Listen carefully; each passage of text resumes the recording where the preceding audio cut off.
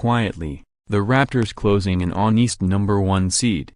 They do things differently in Toronto. When it's time for NBA public address announcers to introduce the starting lineup before games, the Raptors don't wait to hear their names called. The starters simply huddle up for a quick chat while their backups gather a few feet away and use a basketball to play volleyball, bumping and setting it to each other before someone spikes a dunk. They're laughing. They're loose. And they don't mind if few are noticing.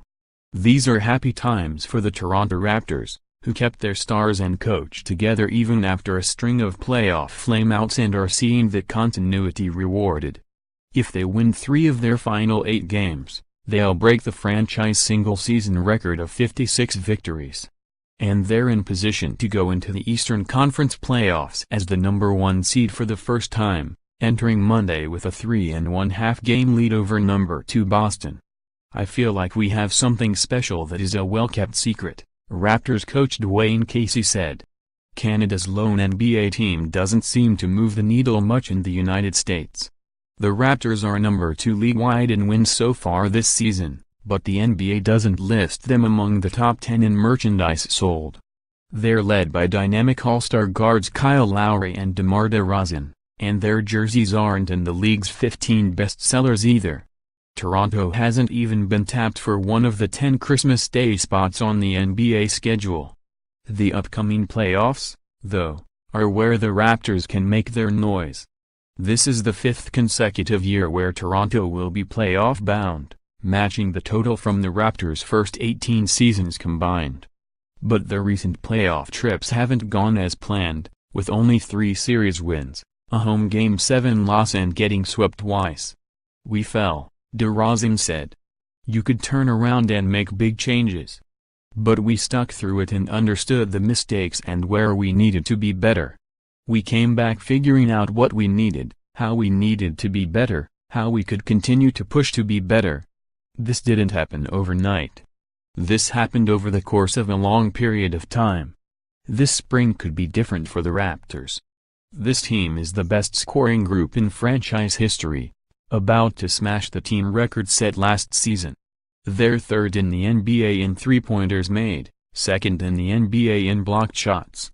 They're 15-4 in the games immediately following a loss, and they've had 4 separate winning streaks of 6 games or more. Around this time a year ago, Raptors president Masai Ujiri knew there were cries in the Twitterverse to blow up the team, fire Casey, break up DeRozan and Lowry, start anew. He stayed the course. Look what happened. Casey coached the All-Star game this year and is a Coach of the Year candidate. DeRozan is 10th in the league in scoring and Lowry set a career best for threes. That's a testament to Masai and our ownership sticking with it. Masai sticking with Coach, Lowry said. I think that's them believing in us and giving us opportunity. We've always had good years. We went to the Eastern Conference Finals, we went to the second round, we went to the playoffs every year that I've been here besides one. We've always continued to get better.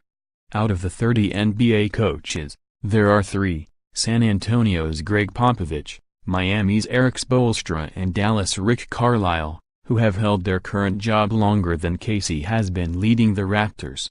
Popovich, Spoelstra and Carlisle have all won titles while holding those jobs. Carlisle got his in 2011 over Miami with Casey on his staff.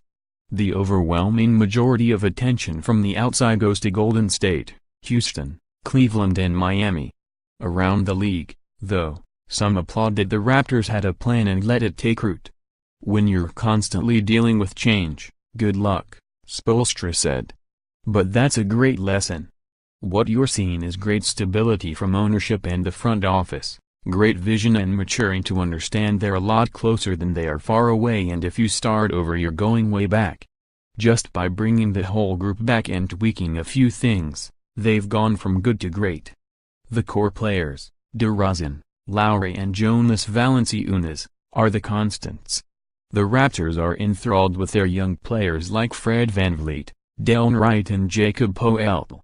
The oft-enigmatic Serge Ibaka has been steady, and veteran C.J. Miles has been a steadying influence in Toronto's second unit.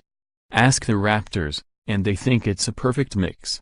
We can't play for other people's opinions and thoughts, DeRozan said. As long as we go out there and play and do what we know how to do, all that will speak for itself at the end of the day. There's 7 different nationalities represented in the Raptors locker room as well, a true melting pot. And Casey has made coaching them look easy. Their 2 leaders have done a phenomenal job of coming in and being better, said Basketball Hall of Famer Tracy McGrady, whose career started in Toronto. I think their scouting and the guys who are making decisions did a great job of adding depth to their team. And that's why they're so good, man. Dwayne Casey is doing a phenomenal job coaching them as well. Got to give him some credit. The credit will really come if Toronto goes deep in the